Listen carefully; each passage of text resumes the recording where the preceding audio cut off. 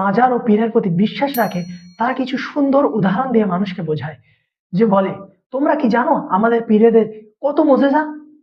একদিন আমি খাজা বাবার দরবার শরীফে গিয়েছিলাম, যেখানে একটি ফুটন্ত তেলের মধ্যে একটি বাচ্চা ছেলে ঘুরছিল। যখন ওই বাচ্চা ছেলেকে তুলে নেওয়া হয়, তুলে নেওয়ার পরে দেখা যায় যে কিছু হয়নি সেই বাচ্চা ছেলেটা।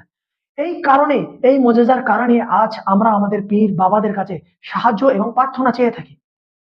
সাহায্য চাওয়ার বিষয়ে আল্লাহ সুবহানাহু ওয়া তাআলা কি বলছেন শুনুন।